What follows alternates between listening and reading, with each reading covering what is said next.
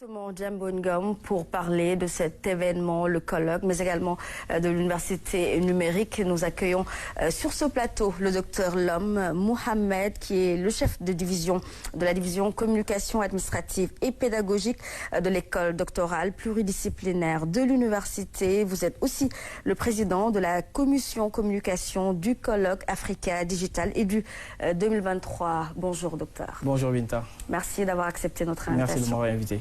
Très bien. Alors, l'université, on en parle beaucoup, cher Hamidou Kane, mais dites-nous quelle est véritablement sa particularité. La particularité, vous l'avez pas dite, c'est université numérique. Numérique. Donc, numérique, cher Hamidou Kane, qui est une université qui a la particularité d'avoir ses enseignements sous format numérique. Donc, c'est la première université publique au Sénégal à adopter ce modèle-là. Donc, ça a été créé en 2013 et depuis, nous avons fait en chemin. C'est 10 ans cette année. Donc c'est dans ce cadre-là que toutes ces activités que vous avez citées dans le reportage se tiennent. Très bien. Alors dites-nous, quel type de formation vous proposez? Alors, la particularité également de l'université numérique Cheikh Hamidou Kane, c'est d'avoir des enseignements, des formations qu'on retrouve dans les autres universités traditionnelles, entre guillemets, mais aussi d'avoir des formations qui sont dites innovantes. Donc pour vous faire simple, nous avons 3 pôles de formation. Nous avons le pôle de formation dédié aux langues, aux sciences humaines, sciences de l'éducation, le pôle LHHE. Nous avons aussi le pôle dédié au numérique, technologique, ce qu'on appelle le pôle STN, sciences, technologie et numérique. Et nous avons le pôle CEJA, sciences économiques, juridiques et de l'administration. Très bien, donc on y retrouve du tout à peu près. On a du tout, donc ça ce sont les formations initiales. Mais à côté aussi on a des formations qui sont en continu, donc qui sont dédiées aux professionnels. Très bien. Et qui reprennent un peu toutes les formations que j'ai citées, mais aussi des formations qui s'adaptent aussi aux besoins de ce public-là. Et évidemment, comme toute université publique, nous avons aussi la recherche. Donc, on a une école doctorale qui vient de recruter, qui est en train de recruter sa deuxième promotion. Et nous avons aussi donc finalement, elle n'a rien à envier. Voilà, c'est ça, nous avons la recherche aussi qui est portée par le pied. Dites-nous en chiffres, combien d'auditeurs à peu près vous avez? Et également, le maillage territorial est-il respecté? Ok, bon, en chiffres d'auditeurs, je dirais, pour les étudiants, nous sommes à plus de 60 000, voire même près de 70 000. D'accord. Donc, ce qui veut dire que l'université numérique Cheikh Hamidou Kane a seulement 10 ans, mais est aujourd'hui la deuxième université publique au niveau du Sénégal, en termes en tout cas d'effectifs. Et aussi, nous avons, pour les professionnels, nous avons dépassé les 3 000 apprenants et également les doctorants. Alors, à présent, faisons focus sur la tenue prochaine du colloque Africa Digital Edu 2023. Alors, la toute première édition, concrètement, qu'est-ce que c'est? Alors, l'Africa Digital Edu, donc c'est un colloque international qui est dédié à l'enseignement à distance, mais aussi à l'intelligence artificielle. Donc l'objectif, c'est de réunir tous les professionnels, les chercheurs, les étudiants et simplement tous ceux qui sont des acteurs de ces domaines-là autour d'une table et de réfléchir pendant 2 jours sur les pratiques, sur les innovations et sur ce qui peut être fait. Donc réfléchir de façon africaine, c'est ça la particularité. Ce sont des problématiques qui concernent tout le monde, donc le monde entier, mais au niveau de l'université numérique Cheikh Hamidou Kane, qui l'organise avec des partenaires qui peuvent être des universités publiques, des établissements sénégalais, mais aussi de la sous-région, internationaux, et pour donner un aperçu africain de cette question-là. Et justement, qu'est-ce qui a véritablement motivé cet intérêt que vous portez à l'intelligence artificielle? Est-ce que pour le moment, le Sénégal ou l'Afrique en général, il y a un retard par rapport à cette question? Par rapport à cette question, pour l'intelligence artificielle, déjà il faut dire que l'université numérique, l'université en tant que telle a été créée en 2013, mais la pratique de l'enseignement à distance a existé bien longtemps au Sénégal même. Donc on a eu beaucoup de pratiques dans le passé et aujourd'hui, avec l'avènement de l'intelligence artificielle, des langages génératifs, et on a voulu adopter, parce que c'est une réalité qui s'impose à nous, et de prendre cette réalité et de nous l'appliquer et de pouvoir savoir comment en tirer parti.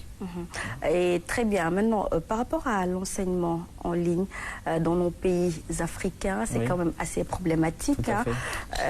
Beaucoup de pays l'adoptent en ce moment, mais la faisabilité, c'est comment? Oui, là, il faut dire que le Sénégal a été vraiment visionnaire et pionnier dans ce domaine. Quand on a créé l'université virtuelle du Sénégal à l'époque, en 2013, on avait vraiment un problème de faire accepter cette nouvelle façon de faire les études, qui était vraiment un besoin social même, mais les gens ne le comprenaient pas, et donc on avait des difficultés pour déjà faire passer le message, pour inviter les gens à venir. Et effectivement, les difficultés peuvent être matérielles, mais aussi sociales. Mais avec donc les progrès, les efforts de l'État, mais aussi de l'université, les gens ont commencé à accepter. Avec l'avènement maintenant de la Covid, les gens ont compris que c'était possible, c'était possible, et c'était même avantageux d'avoir ce genre de modèle. Aujourd'hui, il y a beaucoup d'autres universités virtuelles en Afrique. On a été pionniers, mais il y a d'autres qui ont suivi le pas.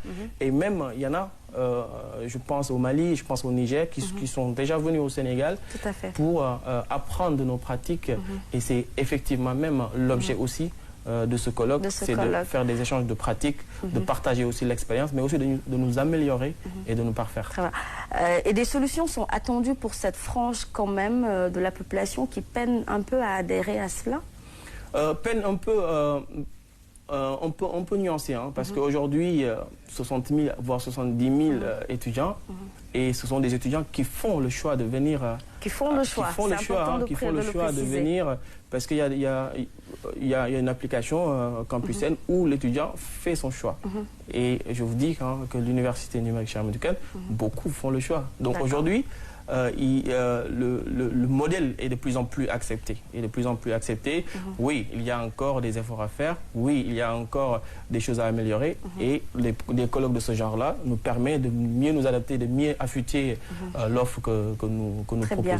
Et justement, le thème de ce colloque, est les défis et opportunités de l'enseignement en ligne à l'ère de l'IA, intelligence artificielle. Comment utiliser la technologie pour améliorer l'expérience, ou plutôt, l'expérience d'apprentissage.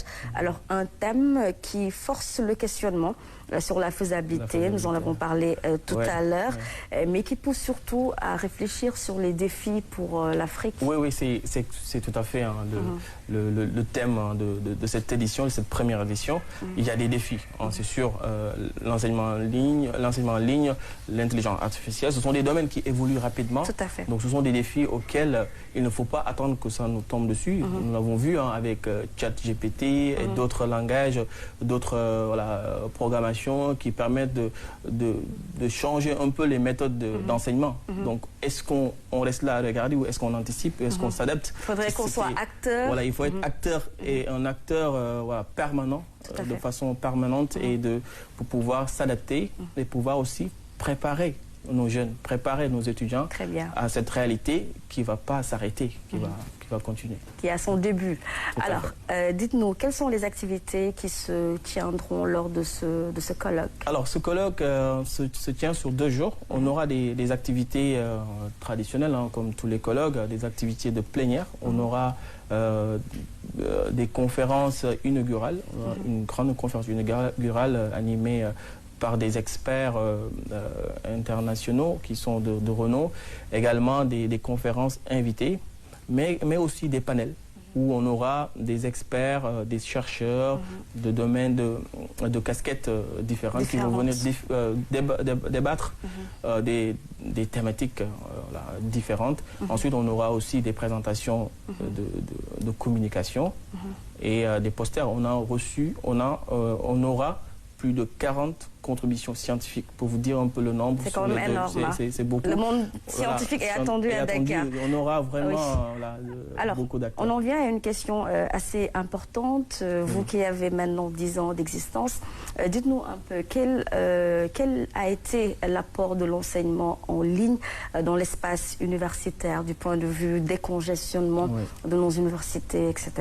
On a permis à ceux qui ne pouvaient pas accéder à l'enseignement supérieur à avoir accès à celui-ci. Je pense à notre maillage national. Oui.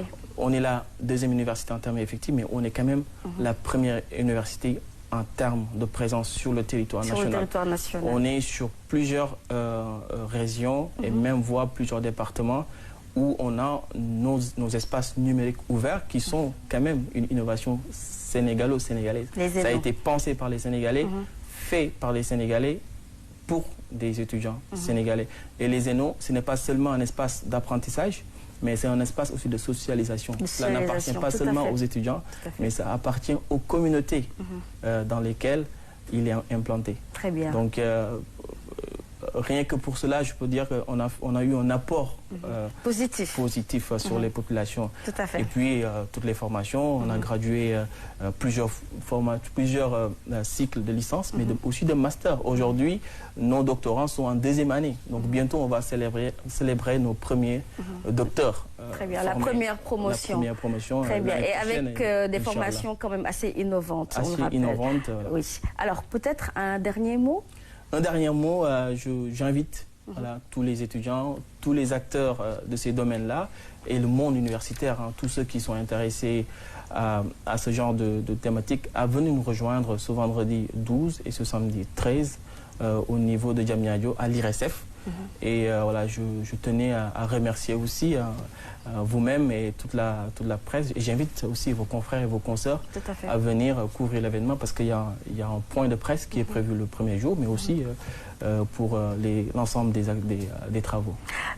Merci beaucoup, Monsieur Lom Mohamed. Je rappelle que vous êtes le chef de la division communication administrative et pédagogique de l'école doctorale pluridisciplinaire de l'université numérique. On précise bien, cher Hamidou Kane. C'est moi qui vous remercie. Très bien. Alors, mesdames et messieurs, nous poursuivons ce journal.